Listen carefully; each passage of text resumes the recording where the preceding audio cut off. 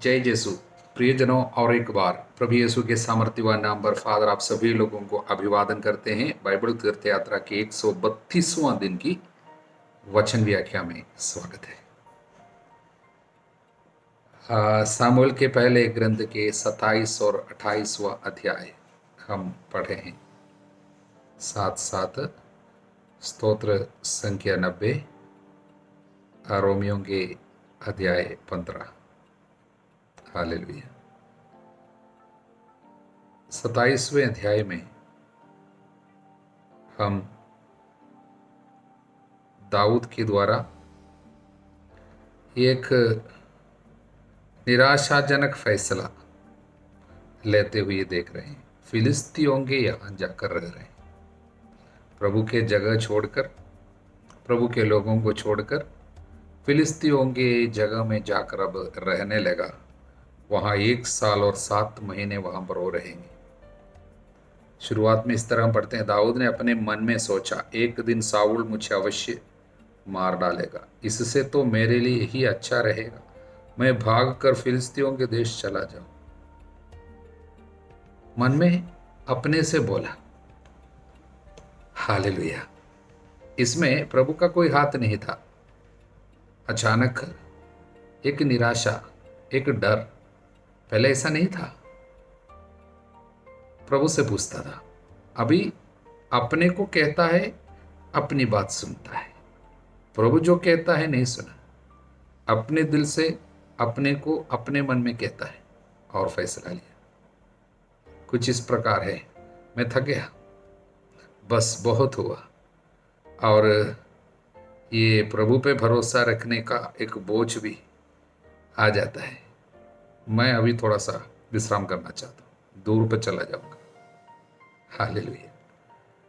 प्रियजनों, इस तरह एक गलत फैसला लेते हुए फिलिस्तीयों के पास में जाकर रहने लगा, और वहाँ पर रहते समय उनके मुंह से कोई स्तोत्र नहीं निकलता, क्योंकि स्तोत्र ग्रंथ में उस अवधि पे फिलिस्तीयों के यहाँ पर रहते समय कोई स्तोत्र उनके मुंह से नहीं निकला। इसका मतलब स्तोत्र ग्रंथकार जो मधुर गीत प्रभु के लिए गाया करता था, चुप हो गया। यह समय आध्यात्मिक जीवन के, दाऊद के जीवन के आध्यात्मिकता की एक बहुत ही निचला स्तर पर वो पहुंच गया।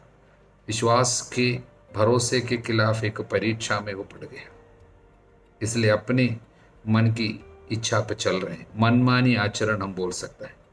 इसलिए वहां जाकर क्या हुआ, रहने के लिए एक जगह तो दिया गया, सिकलग नामक जगह।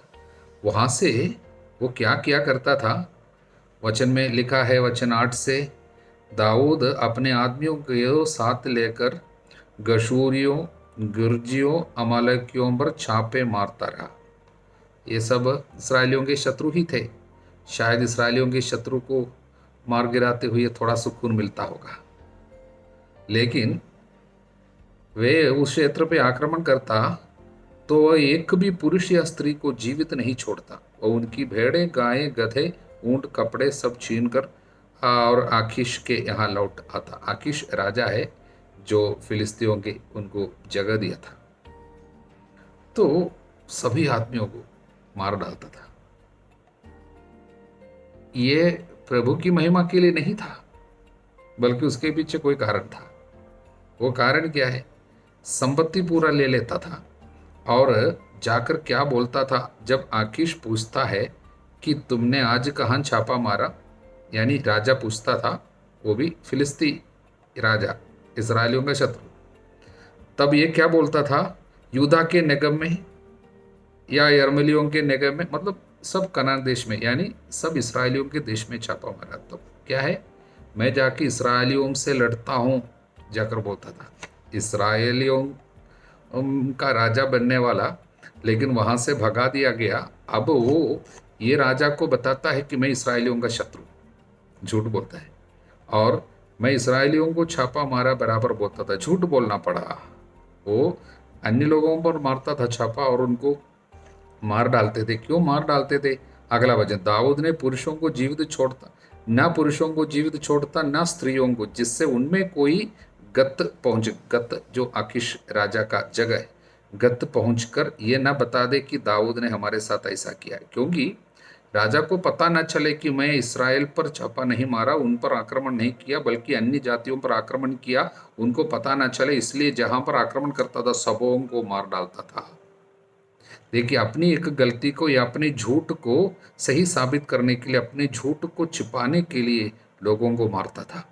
बाद में हम दाऊद के जीवन में एक घटना को सुनेंगे दूसरे सामुएल के दूसरे ग्रंथ में। वहां पर वो बेतशबा नामक स्त्री के साथ बलात्कार किया और उस पाप को छुपाने के लिए, अपने कुकर्म को छुपाने के लिए उसके पति को मार डाला। इसका जड़ कहाँ है उस पाप का? यहाँ है 27वां अध्याय में। जो पाप का जड़ है वो बाद में जाके अनेक साल के बाद भी उनका पीछा करता है। ये ऐसा है, कुछ पाप का जड़ अंदर रह जाने से उसको सही समय पर निकाल कर फेंकने में अगर आप कामयाब नहीं होंगे तो बाद में कई साल के बाद भी वो पीछा करेगा। दाऊद के साथ ऐसा ही हुआ। प्रियजनों, दाऊद के जीवन के बहुत ही निराशाजनक एक परिस्थिति है। प्रभु का चुना हुआ व्यक्ति क्या ऐसा कर सकता है? हो सकता है। बाइबल झूठ नहीं बोलता और बाइबल सच्चाई को सामने रखता है। इस चुने हुए व्यक्ति के कोई चीज छुपाने की कोई कोशिश पवित्र ग्रंथ नहीं करता, बल्कि जो हुआ वैसा ही हमारे सामने रखता है।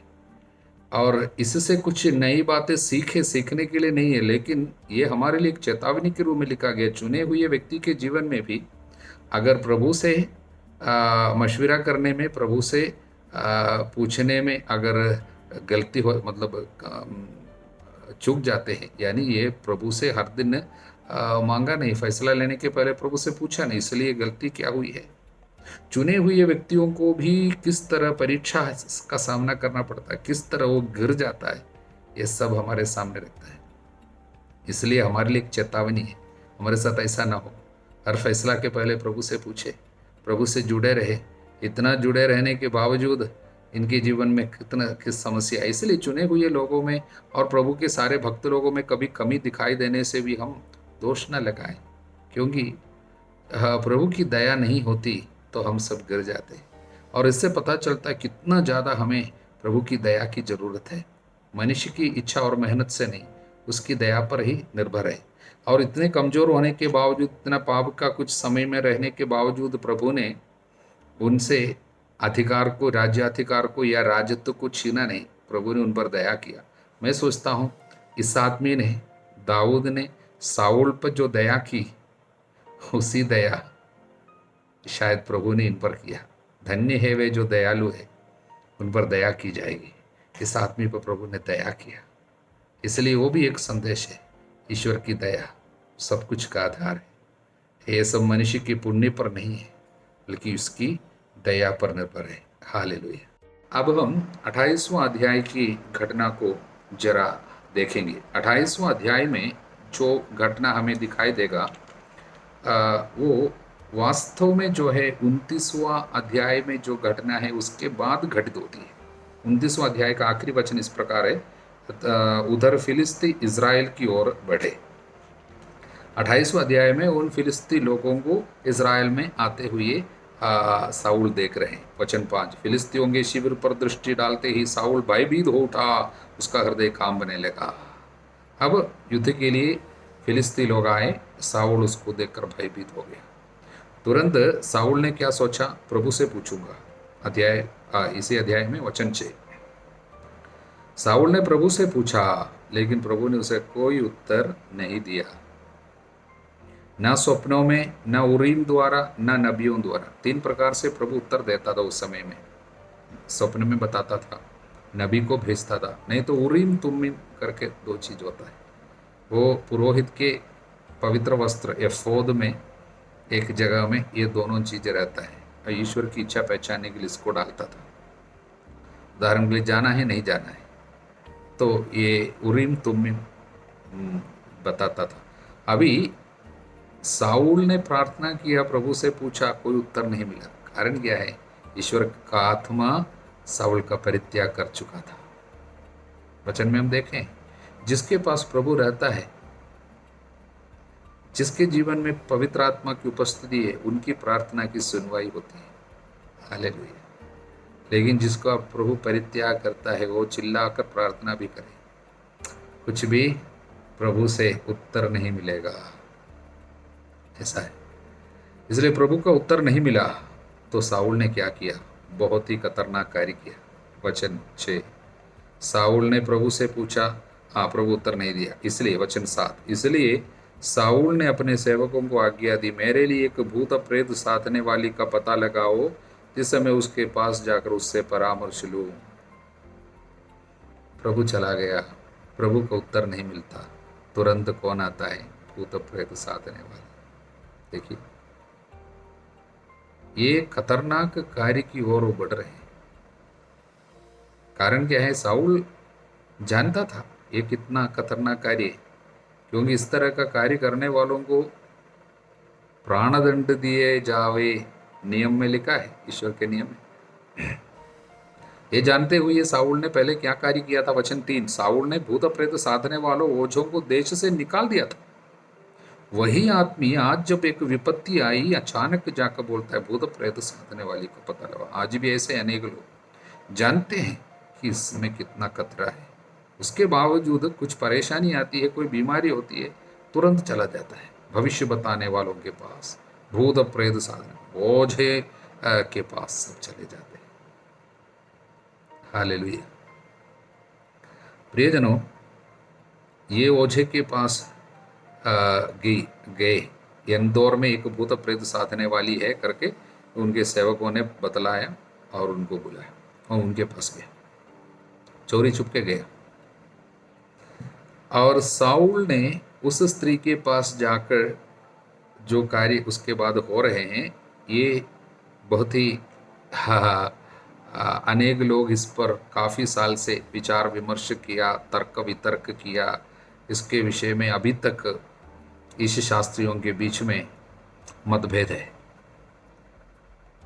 प्रश्न यही है, ये स्त्री के पास जाकर उसने बोला मैं तुम ये करके प्रेत साधना करो, मैं जिसका नाम बताऊं उसे मेरे सामने ला दो। तो स्त्री ने पूछा किसको लाना है? तो बोला सामुएल को लाओ। तो सामुएल आ गया। तो अभी जो सामुएल जो मर गया था, यहाँ पर एक भूत प्रेत साधने वाली के द्वारा सामुएल खड़े हो गए। इसका अर्थ क्या है? कई लोग कई बातें बताते हैं। कुछ ईश शास्त्री बोलते हैं कि ये दुष्ट आत्मा आया है, सामुएल के रूप में आया, दुष्ट आत्मा का काम है। कुछ लोग बोलते हैं नहीं, ये सामुएल नहीं था, किसी और को लाया, लेकिन ये स्त्री ने जादू करते हुए सामुएल का रूप लाया। साउल को भी लगा ये सामुएल है, ऐसा बताता है। लेकिन कुछ ईश शास्त्रियां बोलते हैं नहीं, सामुएल ही था।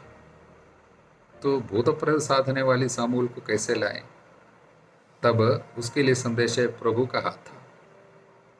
प्रभु ने भूत प्रेत साधने वाली को भी उस समय इस्तेमाल किया सामुएल को लाने के लिए, साउल के लिए। आखिरी बार और एक बार साउल के जीवन में प्रभु हस्तक्षेप कर रहे हैं। ये आखिरी बार है।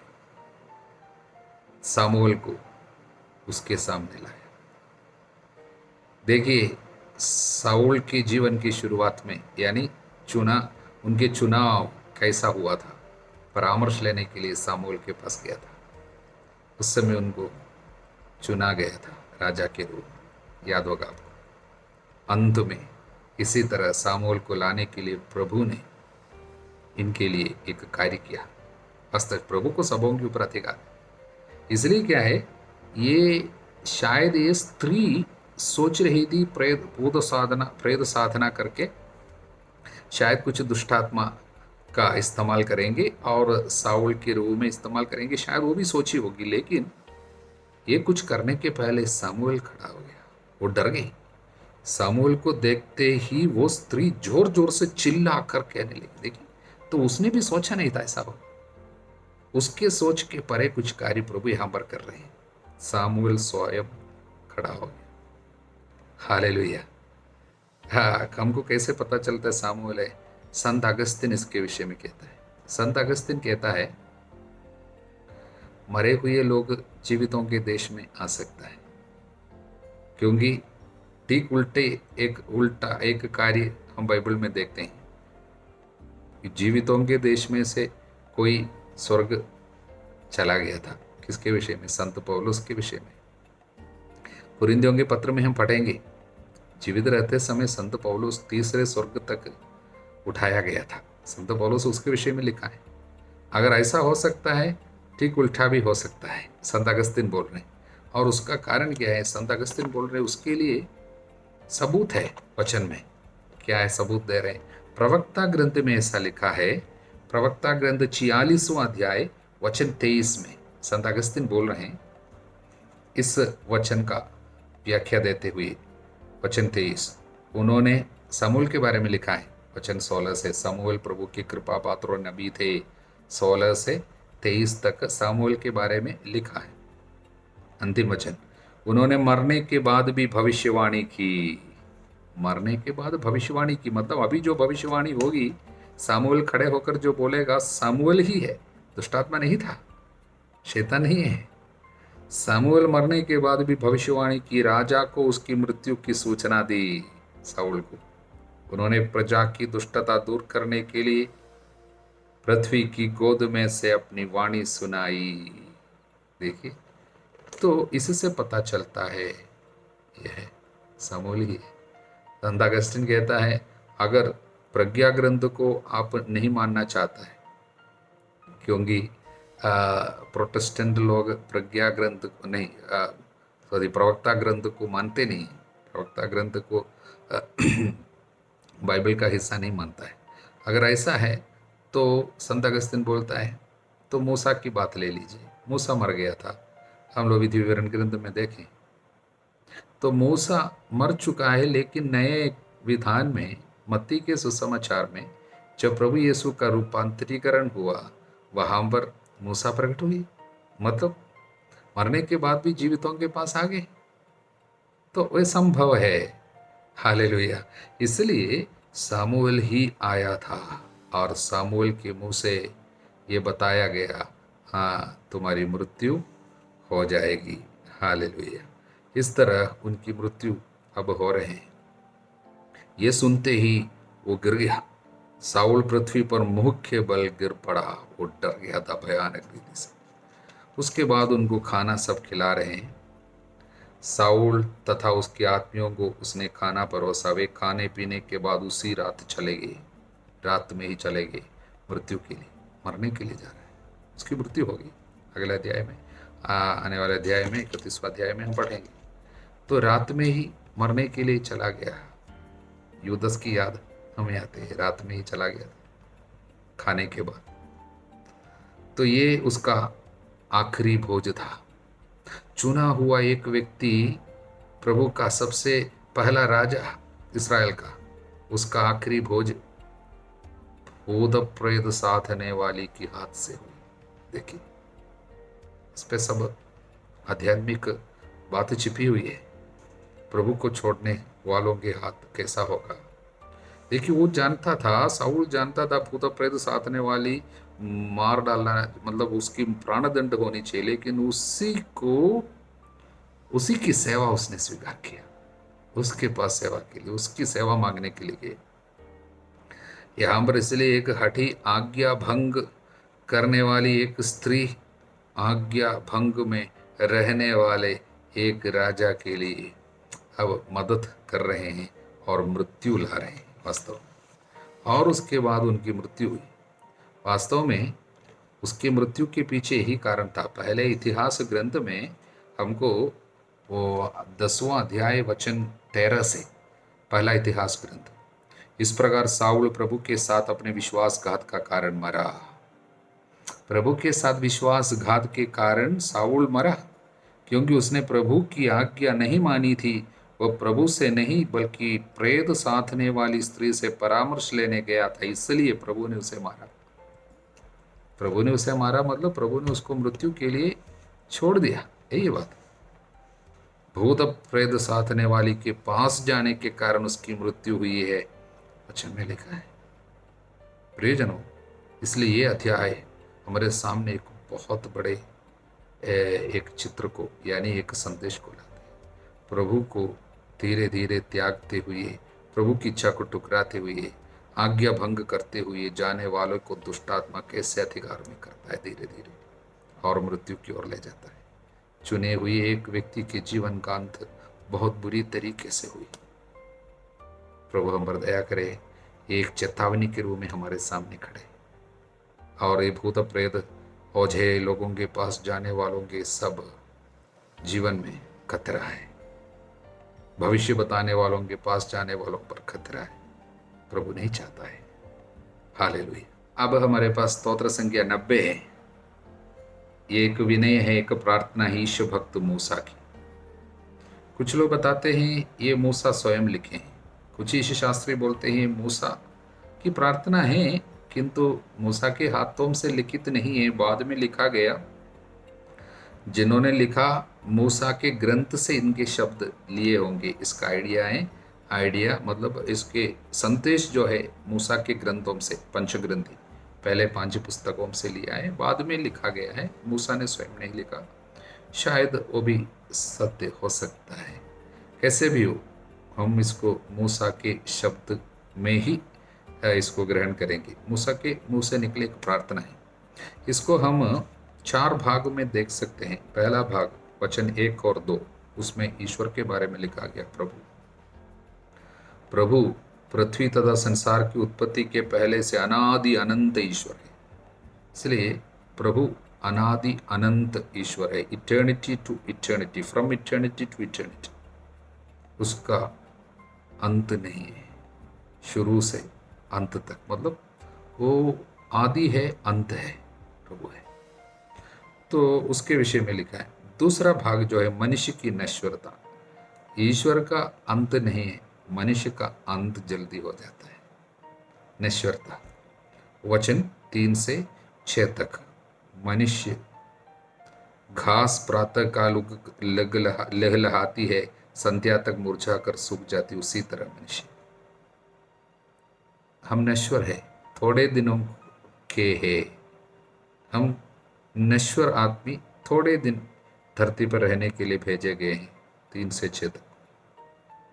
उसके तुरंत बाद तीसरा भाग है 7 से 12 तक। वहाँ पर पाप के बारे में, हमारे पाप के कारण हम जल्दी खत्म हो जाते हैं। वचन 9, तेरे क्रोध के कारण हमारे दिन मिटते हैं, हमारे दोषों को तूने अपने सामने रखा, हमारे गुप्त पापों को अपने मुखमंडल के प्रकाश में। हम पाप के कारण बहुत जल्दी चले जाते हैं। अनेक लोगों के पाप मृत्यु को लाते हैं, बाइबल हमको बराबर बताते हैं पाप के कारण मृत्यु जल्दी आ जाती है। इसलिए पाप की भयानकता बता रहे हैं। इसलिए वचन 12 तक है। 12वां वचन बहुत सुंदर वचन, इस स्तोत्र का मुख्य वचन वो क्या है? हमें जीवन की क्षणभंगुरता सिखा, जिससे हम में सद्बुद्धि आवे। जीवन की क्षणभंगुरता प्रभु सिखा। जीवन कितना छोटा मुझे सिखा, जिससे मुझ में सद्बुद्धि आवे। बाइबल के भाषा में सद्बुद्धि केवल उसको है जिसको ये पता चलता है जीवन थोड़े दिनों के। हमारे खाते पे कितना दिन बाकी है हमको नहीं पता। अगर काउंटिंग करना सीखेगा, ज्यादा दिन नहीं है जिनको पता चलता, उसको सद्बुद्धि है, पाप छोड़ने की कृपा उसको मिलेगी। इसलिए बाइबल में अनेक जगह में लिखा है, अपने जीवन के अंत के बारे में सोचो, पाप करना छोड़ो, मृत्यु को, विकृति को याद करो और घृणा करना, घमंड करना सब छोड़ दो, आज्ञाओं पर चलो। सब वचन हमको बताते। हालेलुया। आखिरी भाग है 13 से 17 तक। वहां पर इस्राएल की एक प्रार्थना है। उनके जीवन में आई हुई विपत्ति में प्रभु को पुकार रहे, प्रभु जल्दी आ हस्तक्षेप कर, लौटा। शायद इस्राएल कुछ विपत्ति में है। क्या विपत्ति है, कौन सी विपत्ति है हमको नहीं बताए गए, मतलब वचन नहीं बताते, लेकिन कुछ संकट में वे प्रभु को पुकारा और बोले, प्रभु आई, हमको बचाने आई। ये स्तोत्र 90। हालेलुया। अब हम रोमियो के नाम संत पौलुस के 15वां अध्याय पर है। इस अध्याय में कुछ सुंदर शिक्षा पहले भाग में मिल रहे हैं। वो है वचन 1 से 13 तक। वहाँ पर संत पौलुस बराबर बता रहे हैं, हम सभी लोगों को अपना केवल नहीं, एक दूसरे का ध्यान रखना है। शुरुआत ऐसा है, हम लोगों को जो समर्थ है अपनी सुख सुविधा का नहीं बल्कि दुर्बलों की कमजोरियों का ध्यान रखना चाहिए। एक दूसरे की बोझ को हमें उठाना चाहिए, उनको हमें अपनाना चाहिए, भ्रातृ भाव से अपनाना है, प्यार के साथ अपनाना है, वेलकम ईच अदर, उनके बोझ उठाने में मदद करना, केवल अपने बारे में नहीं सोचना। ये संदेश है 13वां वचन तक। दूसरा भाग 14 वचन से 21वां वचन तक। वहाँ पर संत पौलुस कहते हैं, मैंने जो कुछ किया मेरा नहीं बल्कि मेरे द्वारा प्रभु का कार्य है। प्रभु को श्रेय जाना चाहिए, प्रभु को महिमा दे रहे हैं। इसलिए वो कहता है ईश्वर का वरदान है, मुझ में जो भी कार्य हुई है वो मेरे द्वारा प्रभु ने किया। ईश्वर के सुसमाचार का पुरोहित होने का वरदान प्रभु ने दिया है, सेवक होने का वरदान दिया।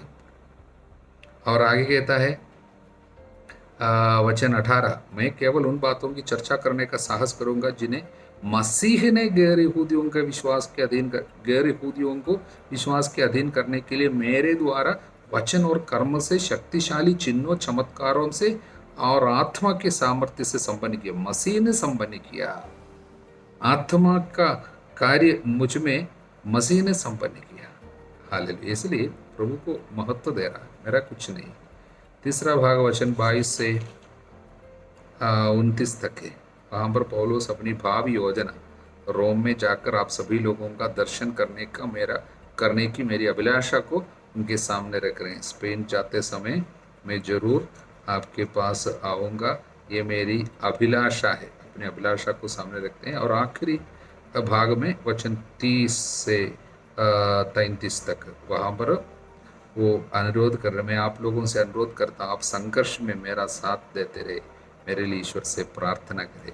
उनकी प्रार्थना मांग रहे हैं। संत पौलुस हमेशा दूसरों की प्रार्थना मांगते थे, इसलिए 15वां अध्याय हमारे सामने। हालेलुया। प्रभु आप सभी लोगों को आध्यात्मिक वरदानों से भर दे, आपके जीवन में प्रभु की महिमा हमेशा दिखाई दे। और मैं मुझे प्राप्त पुरोहित अधिकार से प्रभु यीशु के सामर्थ्य व नाम से आशीर्वाद देता हूँ, अब सदा सर्वदा अनंत काल तक। आमीन। जय यीशु।